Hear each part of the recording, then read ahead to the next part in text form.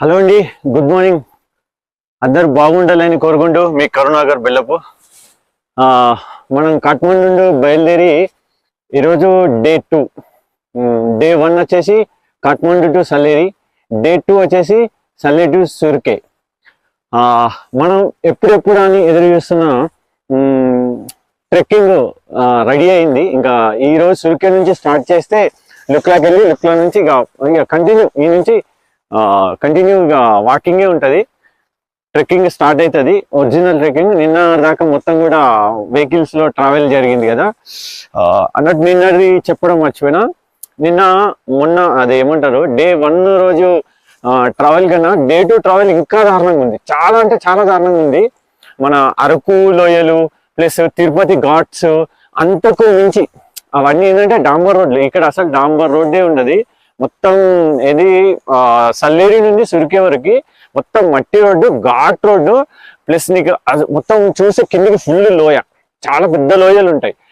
మొత్తం చుట్టూ గొట్టలే ఉంటాయి, పైకి మొత్తం కొండలే ఉంటాయి.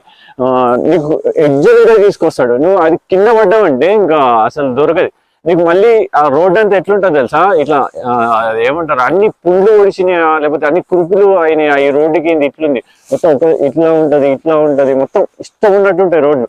అస్సలు పర్ఫెక్ట్ అయితే ఉండయి. చాలా అంటే చాలా దారుణం. ఇంకొకటి ఏంటంటే నీకు ఫుల్గా అడవిలో వస్తాం మనం.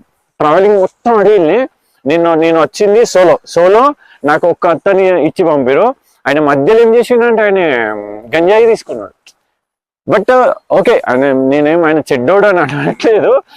లైక్ దట్ అంటే ఇక్కడ పీపుల్స్ అట్లా ఉంటారన్నట్టు. ఆయన ఇంకోటి ఏంటంటే మనం ఏదైతే 3000 ఇచ్చినామో దానికి వర్తి అనిపించింది. మనం అనుకున్నాం కదా గవర్నమెంట్ బస్ ఉంటుంది అంటే, గవర్నమెంట్ బస్ అంతకుముందు ఉండేనట, కానీ ఇప్పుడు లేదంట, తీసేసారంట. అందుకు వేరే తోవ నుండి ఉండే, ఇప్పుడు ఆ తోవ లేదు.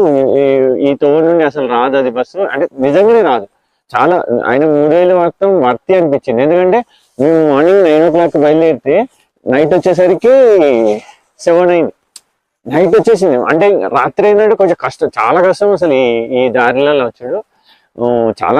చాలా పెద్ద ఘాట్ రోడ్లు, చాలా అంటే చాలా భయంకరంగా ఉంటుంది.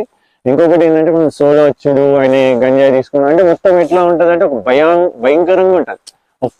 ఒక అడవిలో నీకు ఒక తెలియని వ్యక్తితోనే వస్తే ఎట్లుంటుంది ఆలోచించుకోండి. సో అదన్నమాట ఓవరాల్గా.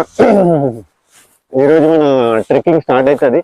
ఉదయం మనం ఏదైతే ఎప్పుడు అని ఎదురుస్తున్న ట్రెక్కింగ్ అయితే స్టార్ట్ అవుతుంది. సరే చూద్దాం ఏం జరుగుతుంది అనేది.